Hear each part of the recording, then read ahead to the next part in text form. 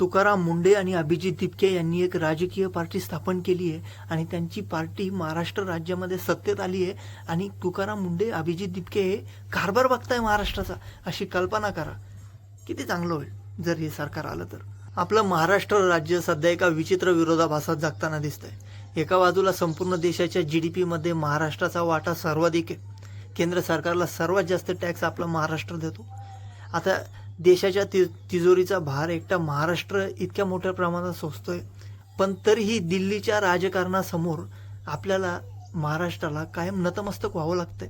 मग तो काँग्रेसचा काळ असो की आजचा भाजपचा काळ असो, महाराष्ट्रातील बड्या बड्या नेत्यांना दिल्लीच्या हायकमांडचे पाय धरावे लागतात. दिल्लीसमोर लाचार व्हावं लागतं.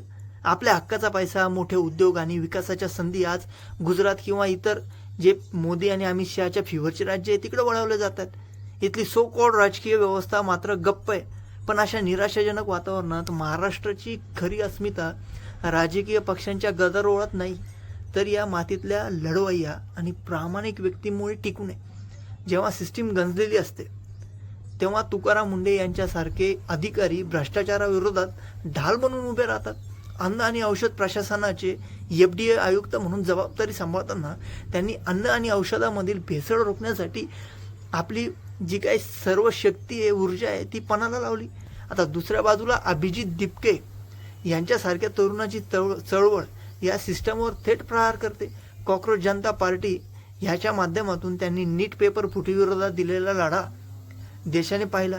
त्यांच्या या आंदोलनामुळे विद्यार्थ्यांना अखेर न्याय मिळाला. आणि एवढ्यावरच न थांबता स्कूल ठीक करो ही ऑनलाईन जी काही मोहीम त्यांनी कॅम्पेनिंग आता लॉन्च केलं 15 ऑगस्टला, म्हणजे महाराष्ट्रातील सरकारी आणि सोबतच पूर्ण भारतातील ज्या काही शाळा आहे, सरकारी शाळा, त्यांच्या दुरुस्त्यावर त्यांनी बोट ठेवलंय.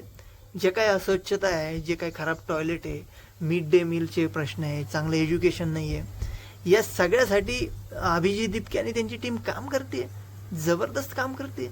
महाराष्ट्राला दिल्लीसमोर झुकणाऱ्या लाचार नेत्यांनी नाही तर स्वतःच्या हक्कासाठी लढणाऱ्या तुकाराम मुंडे आणि अभिजित दिपके यांच्यासारख्या क्रांतिकारी लोकांची या विचारांची गरज आहे.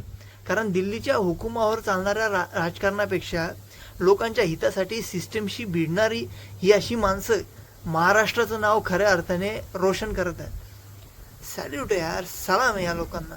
अशा लोकांची गरज आहे. आपल्याला शिकलं पाहिजे आपण यांच्याकडून. आणि हे लोक आपल्याला दिल्ली समोर झुकायचं नाही हा मेसेज देत आहेत.